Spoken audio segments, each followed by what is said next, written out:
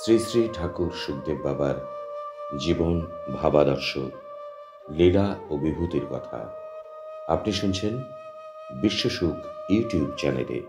শ্রী শ্রী বিশ্বসুখ কথামৃত লিখেছেন অচলগিরি ব্রহ্মচারী, কথক উৎপল সরকার। আজ প্রথম পর্ব।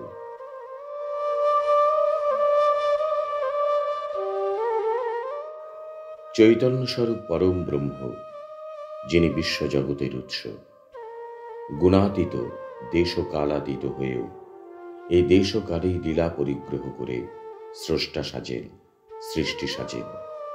তিনি ভগবান সাজেন, মোহাম্মদ সাজেন, যিশু সাজেন, গৌরাঙ্গ সাজেন, রামকৃষ্ণ সাজেন, হরি ঠাকুর সাজেন, বিশ্ববন্ধু সাজেন, জগদীশ সাজেন, সাজেন সুখদেব। তিনি যতবার এসেছেন প্রেম প্রজ্ঞার বাণী নিয়ে, নিখুঁত ভালোবাসার পসরা নিয়ে, আর তাঁর সাবলীল তরঙ্গে ভাসিয়েছেন দিক দিগন্ত। ঠাকুর সুখদেবের লীলাতেও তার ব্যতিক্রম ঘটেনি। তিনি অবিদ্যার মানুষ, ব্যবহারিক বিদ্যা তাঁর নেই, কিন্তু পরাবিদ্যায় ভরপুর। তাঁর ঐশী প্রেম ও মাধুর্যে ভাসিয়েছেন সমুদয় পূর্ব বাংলার গ্রাম গ্রামান্তর। অগ্নিবর্তিকার দিকে কীট পতঙ্গের মতো দলে দলে, কাতারে কাতারে হিন্দু, মুসলমান, খ্রিস্টান, ধনী দরিদ্র নির্বিশেষে তাঁর পিছু ছুটেছে, সান্নিধ্য পেয়েছে আর মুগ্ধ হয়েছে তাঁর মতাদর্শে, অযাচিত ভালোবাসায়, সরলতায় ও অলৌকিক ক্রিয়াকলাপে। কত ভক্ত সমাবেশে ঠাকুরের ভাবোন্মাদ অবস্থায় প্রেমাশ্রুর প্লাবন বয়ে গেছে, যার দুর্নিবার হিল্লোলে সুখী দুঃখী তাপী সকলেরই হৃদয় কন্দর মথিত হয়েছে, উত্থিত হয়েছে নির্মল আনন্দ। আর তাঁর অমৃতধারা সকলে আস্বাদন করেছে প্রাণ ভরে। এই সদানন্দ চৈতন্য পুরুষ, যার কাছে যান তার মধ্যেই যেন চৈতন্য সঞ্চারিত হয়। কখনো তিনি বৃক্ষ লতাদির সঙ্গে কথা বলেন। একবার নিজের তৈরি ফুলবাগানে গেছেন ঠাকুর। ফুলেরা ঠাকুরকে দেখে আনন্দিত। এ ফুলটা বলছে, ঠাকুর পুজোর জন্য আমাকে তোলো। ও ফুলটা বলছে, ঠাকুর আমাকে তোলো। ঠাকুরের চরণে নিবেদিত হওয়ার জন্য ফুলেরা আজ উৎসবে মেতেছে ও পাগল হয়েছে। জাগ্রত চৈতন্যের স্পর্শে ফুলেরাও চেতনা লাভ করেছে, কথা বলছে, প্রার্থনা জানাচ্ছে ঠাকুরের কাছে নিজেদের উৎসর্গ করার জন্য। ঠাকুর তখন ভাবোন্মাদ, নয়ন জলে ভাসছেন আর সকলকে ডাকছেন, তোরা আয় সকলে, দেখে যা ফুলেরা কি সুন্দর নৃত্য করছে আর কথা বলছে আমার সঙ্গে। অক্ষয় আয়, মন্মথ আয়, বিপদ আয়, গণ আয়, পাচিমা মিঠুমা আয়, পণ্ডা ঠাকুর আয়। তোরা দেখ আজ নিত্য ফুলবনে ফুলে ফুলে ঠাকুর কি নৃত্য লীলা করছেন। ভাবের তরঙ্গে ফুলেরা আজ কি আনন্দে ভাষা প্রয়োগ করছে। তোরাও আনন্দ কর, জয়ধ্বনি দে। আলো জ্বললে আলো অবস্থিতির স্বয়ং প্রকাশ ঘটে।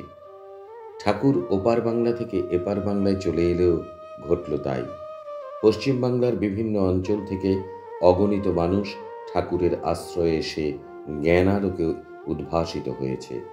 শুধু পশ্চিমবঙ্গ কেন, ভারতের বিভিন্ন প্রদেশ থেকে জাতি ধর্ম ভাষা নির্বিশেষে মানুষ শিষ্যত্ব বরণ করেছে তাঁর প্রেমাদর্শে উদ্বুদ্ধ হয়ে।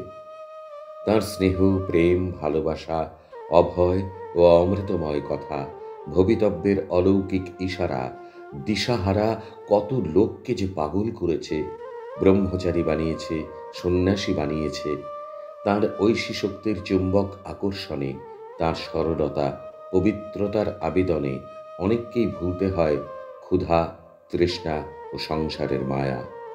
এই আকর্ষণে অভিভূত হয়েই বোধ করি বর্তমানের এসপি সাহেব শ্রী বীরেন মুখার্জি মন্তব্য করেছিলেন, বাবার ভাব শিশুর মতো সরল, গঙ্গা জলের মতো পবিত্র। সদা জাগ্রত এই তেজস্বী মহাপুরুষ সুখদেব নিত্য চৈতন্য শক্তিরই সংহত মূর্তরূপ। তাই জগতের সকল ঘটনার, সকল ভাবের প্রতিনিয়ত অনুরণন ও প্রতিবিম্বন জাগে তাঁর হৃদয় দর্পণে। ঠাকুর খেতে বসেছেন। খেতে খেতে হঠাৎ এক ফাঁকে বলছেন, রাজেন আসছে রে ইলিশ মাছ নিয়ে ঠাকুরকে খাওয়াবে বলে। খাওয়া শেষ হতে না হতেই দেখা গেল রাজেন একটা ইলিশ মাছের ঝুড়ি নিয়ে উপস্থিত সেই ধুলিয়ান থেকে। শিবনাথ প্রসাদের স্ত্রীর গয়না নিয়ে পালাচ্ছে তারই এক আত্মীয়। দৈববাণীতে ঠাকুর শিবনাথের স্ত্রীকে বলছেন, ওমা, তোর গয়না নিয়ে পালালো, দেখলি না? এরূপ দু তিনবার বাণী হওয়ার পর তার খেয়াল হলো, এ তো ঠাকুরের কণ্ঠ। অমনি লোক নিয়ে ছুটল হিন্দ মোটর স্টেশনে। সেই আত্মীয় ধরা পড়ল। গয়না পাওয়া গেল তার কাছ থেকে। দৈববাণীর ঘটনা ঘটে গেল হিন্দ মোটরে। কি অবাক কাণ্ড! ঠাকুর তখন কাটোয়া সংলগ্ন বিকিহাট আশ্রমে। কি করে তিনি গয়না নিতে দেখলেন এবং কোথা থেকেই বা কথা বললেন? বার্ষিক পরীক্ষার অঙ্ক মিলত না অচলের। তার মাথাটা কেমন গুলিয়ে গেল। আবার কি যেন হলো, এমনিতেই অঙ্কগুলো শুরু করলো মিলতে। সব অঙ্ক মিলে গেল। পরীক্ষায় অচল প্রথম হলো। পরীক্ষার কিছুদিন পরে ঠাকুরের সঙ্গে দেখা হলে ঠাকুর তাকে বললেন, তোমার মাথায় কুলোচ্ছে না বলে আমি পরীক্ষা দেখতে গিয়েছিলাম। অঙ্ক সব মিলেছে তো? অচলের পরীক্ষার সময় ঠাকুর বর্ধমানে ছিলেন।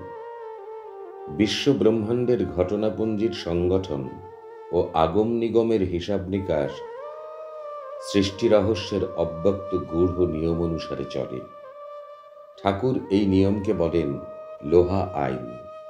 প্রকৃত অধ্যাত্ম শক্তিসম্পন্ন মহাপুরুষদের স্বচ্ছ হৃদয় দর্পণে সবকিছু প্রতিভাত হলেও সবসময় প্রকাশ করেন না। কেননা লোহা আইন ঐশ্বরিক আইন। তার মধ্য থেকেই ছিটে ফোঁটা কদাচিৎ প্রকাশ করেন, যাতে কেউ ধরবার অবকাশ না পায়। এই মেটেরিয়ালিস্টিক যুগে হয়তো শ্রোতারা ভাববেন যে ভগবৎতুল্য এমনতর মানুষ আবার হয় নাকি? কিন্তু হয় কি, সত্যিই আছেন। শ্রীরামকৃষ্ণের মতো হাবা গোবা পাগলা মহাপুরুষ আজও আছেন। স্বামী বিবেকানন্দর মতো বীর কর্মযোগী আজও আছেন ছদ্মবেশে।